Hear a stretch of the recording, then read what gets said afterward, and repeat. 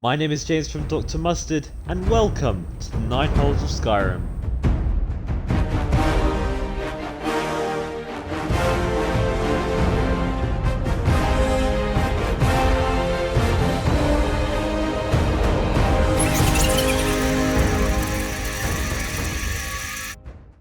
Riften, or the Rift some might say. A place where thieves can prosper and enjoy a cold beverage in the Bee and Barb. Or the Black Briar Meadery, if you think you're some sort of edgy daydrink badass. That's right, you and me, we go east to Riften, home to the Thieves Guild and the most unwelcoming guards. A great example of this is the first time you actually enter the gates of Riften. Hold there. Before I let you into Riften, you need to pay the visitor's tax. What's the tax for? For the privilege of entering the city. What does it matter? And the next choice is up to you. There's a reason why the guards have such a money-hungry attitude, which we will find out about later on. Assuming that you convince the guard for entry, your first majestic steps into the capital is interrupted by Maul, the right-hand man of Maven Black Briar. Now Maven is part of a very powerful, wealthy family, the Black Briars, who are heard of throughout Skyrim, and even expand out to the other northern countries in Tamriel. They are a family dedicated to spreading their business and power, and if you side with the Imperials, Maven becomes Jarl of Riften. The Blackbriars use their money to influence Jarls and the law enforcement in Riften, which is why the guards are so greedy up in the east. One source of their income is the Blackbriar mead, produced and brewed by Golden Glow Estate, situated on an island on Lake Honrick, with the meadery found west of Riften, where most of Skyrim's mead is produced. Staying on the topic of drinks, the Bee and the Barb is the local tavern in Riften named after the two industries found in the city, being alcohol and fishing. Interestingly, the Bee and the Barb is the only tavern to not have a bard. Gosh, try saying that 3 times. Bee and the Barb is the only tavern to not have a bard. The Bee and the Barb is don't have okay, I'm a rap god. Anyway. Owned by the Argonians Talonjay and Kariva, they sell 3 drinks exclusive to the area. The Cliff Racer, the Velvet Lachance, and the White Gold Tower. Any Oblivion players will instantly recognise the White Gold Tower as it's the central palace of the Imperial City in Cyrodiil. It is most likely named this as it has the same grey and tall appearance, which consists of a heavy cream, a layer of blended mead, lavender and dragon's tongue on top.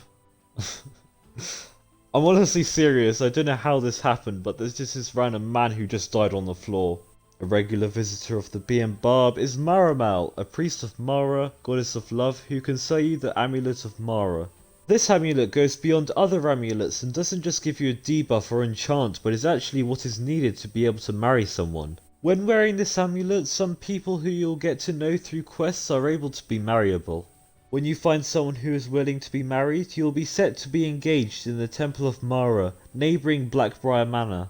Marriage is a very quick process in Skyrim and can be done in under 2 minutes, but has some pretty cool benefits, such as gaining income from the partner's work and being able to share a house.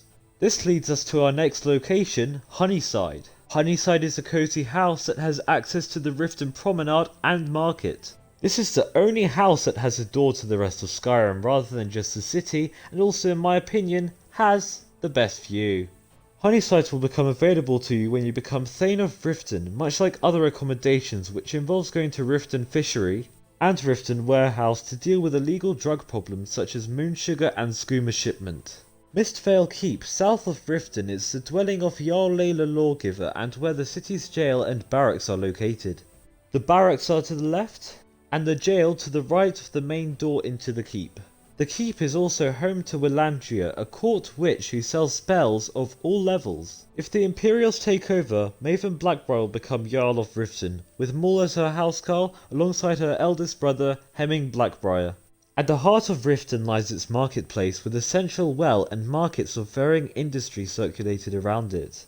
The shopkeepers surrounding the market are an Argonian jeweller called Medesi, a weapon supplier called Grelka, and Brandshi, a dark elf who sells miscellaneous items. Jotted around this area are beggars who sleep in the Beggars' Row, a tight, wet, cold accommodation built into a sewer. On the same level of the Beggars' Row lies the Ratway, a deep sewage system littered with skeevers, skooma dealers, rogue Thalmor, and rotting corpses. But the Ratway holds passage for something much deeper than just skooma deals. Upon following a certain pathway within this sewer, you will come across the Ragged Flagon, the birthplace and home to the legendary Guild of Thieves. The previously mentioned Black Briars use their wealth to buy the aid of these thieves for protection and to carry out stealthy tasks, but not all people look at the thieves with gratitude. Yol the Lioness, for example, resident of Riften, patrols her capital to prevent thievery throughout the night. She is basically the Batman of Skyrim. Partaking in the Thieves Guild questline, you the Dragonborn will practice your skills of sneak, lockpick, light armor, speech, and potentially one-handed in archery. You will also guide the Thieves Guild into their former glory, and watch as the guild grows from a failing gang into a thriving underground haven for those willing to live in the shadows. Moving back to the surface of Riften, Winterhold Orphanage can be found nearby Mistvale Keep, which is known amongst children that the orphanage has an abusive history. This problem is highlighted by the very first Dark Brotherhood quest, where you must take out the owner of Winterhold, due to a black sacrament being performed by a previous orphan, Aventus Aretino. In doing this, you will later be visited by the Brotherhood and given the request to join them. See my video where we go to Falkreath to receive further info on this cult of death. But moving on, next to the orphanage is the Scorched Hammer, home to the blacksmith Balamond. A nearby alchemist which is also in Riften is Elgrim's Elixirs, who supplies all of your needs in terms of alchemy. The apprentice of Elgrim called Ingun requires many ingredients, but in return gives you the key to a chest, which regularly restocks with potions and materials. Now if you think of it, that's a cracking deal, a free subscription with free ingredients every day. Now finally, the Pawned Prawn, as the title suggests, is a trade shop. That's all the Pawned Prawn really is, it's just your basic trade shop, nothing too special. And that is everything in Riften. Aside from a few generic civilian houses, the mysterious background behind Riften has been uncovered, leaving the port of Dawnstar to be documented for the finale. After the 9 Holds of Skyrim, I'll most likely make a video recapping the series so far, which will also discuss my future plans with Dr. Mustard, which I can assure you I've got some amazing ideas to present. Anyways, a big thank you for watching as always. Of course, any support will go with gratitude, whether it's a like, comment, notification or share. This has been James from Dr. Mustard, and I'll see you in the finale.